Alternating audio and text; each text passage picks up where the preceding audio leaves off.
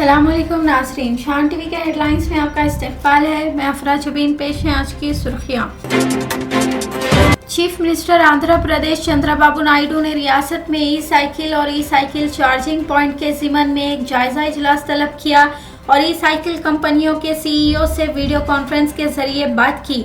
आंध्र में पेट्रोल और डीजल की बचत के हवाले से इक़दाम उठाने का काम भी चंद्रबाबू नायडू हुकूमत की जानिब से अंजाम दिए जा रहे हैं। करीमनगर जिला कलेक्टर दफ्तर में एक इजलास से खिताब करते हुए रियासती वजीर पूनम प्रभाकर ने हुक्काम को हिदायत दी, अनाज की खरीदी में किसानों को किसी किस्म की दुश्वारियों का सामना करना ना पड़े। प्रभाकर ने धान और मकई की खरीदारी को आसान बनाने के इक़दाम उठाने की भी हुक्काम को हिदायत दी। जिले कलेक्टर के अलावा पुलिस और दीगर महकमों के हुक्काम भी इस मौके पर मौजूद थे। रियासती वजीर पोंगुलेटी श्रीनिवास रेड्डी के हाथों मेगा डिजास्टर मैनेजमेंट अलामती मशक़ का इफ्तिताह अंजाम पाया। हैदराबाद के नेकलेस रोड पर मुनक़िद होने वाले इस मॉक ड्रिल का इफ्तिताह अंजाम देने के बाद पोंगुलेटी ने मुतालिका हुक्काम के साथ एक जायजा इजलास भी मुनक़िद किया। रियासत की अलामती मशक़ के जरिए हंगामी हालात से निमटने के लिए डिजास्टर रेस्पॉन्स टीम से ये मशक़ कराई जा रही है।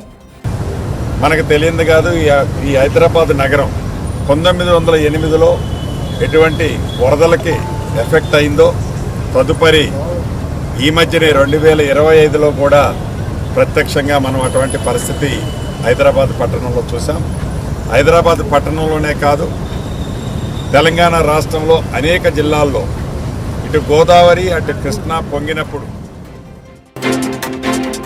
हुकूमत तेलंगाना की जानिब से प्रजापालाना प्रगति प्रणाली का प्रोग्राम के तहत फिटनेस, स्पोर्ट्स, कल्चरल और नौजवानों की शिरकत को फ़रोग़ देने के मकसद से 18 मई से 22 मई तक रियासत भर में यूथ एंड स्पोर्ट्स वीक की तक़ारीब का आगाज़ किया है। इसी खुसूस में एलबी स्टेडियम में मुनक़िदा एक youth and sports week program में रियासती वज़रा पूनम प्रभाकर और वी श्री हरी ने भी शिरकत की। इस मौके पर मुनक़िदा ज़ुम्बा प्रोग्राम में भी वज़रा शरीक हुए। रियासती वज़ीर डी श्रीधर बाबू के हाथों हैदराबाद में साउथ वेस्ट एयरलाइंस के जीसीसी सेंटर का इफ्तिताह अमल में आएगा।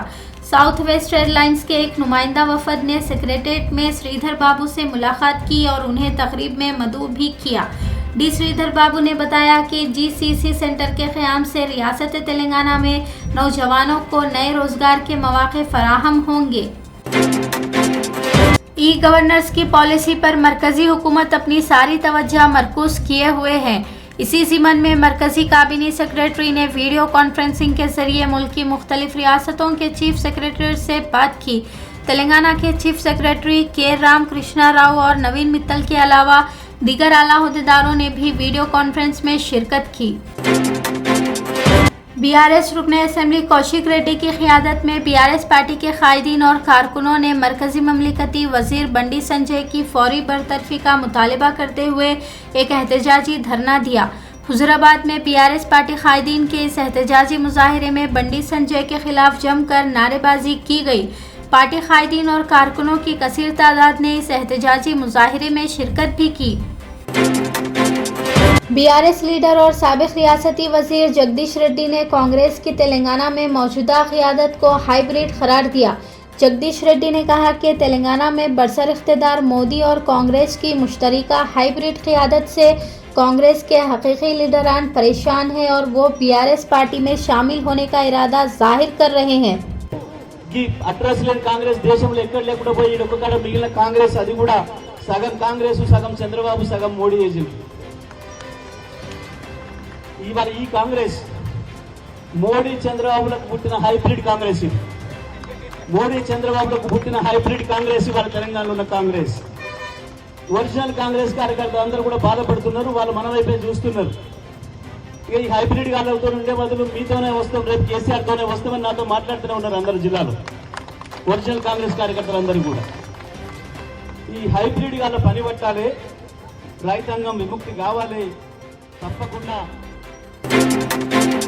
तेलंगाना रक्षणा समिति टीआरएस की बानी और सदर के कविता ने अपनी नई पार्टी के परचम की तफसीलात पेश की।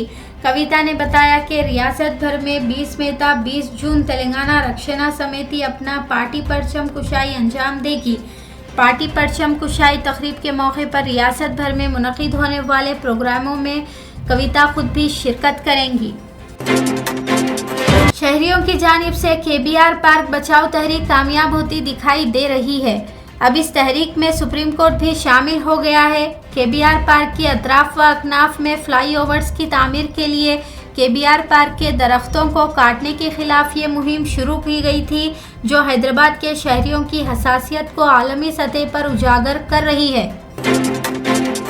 GMR Hyderabad international airport limited में कार्गो टर्मिनल 2 की शुरुआत की है। मस्कुरा कार्गो टर्मिनल 2 आला मईयार के हवाई कार्गो और लॉजिस्टिक के तौर पर राजीव गांधी इंटरनेशनल एयरपोर्ट की स्ट्रैटेजिक तरक्की में तब्दीली का एक नया संगमेल है। मस्कुरा टर्मिनल को इस तरह डिज़ाइन किया गया है कि मुल्की और गैर मुल्की कार्गो की बढ़ती मांग को इससे आसानी के साथ पूरा किया जा सके।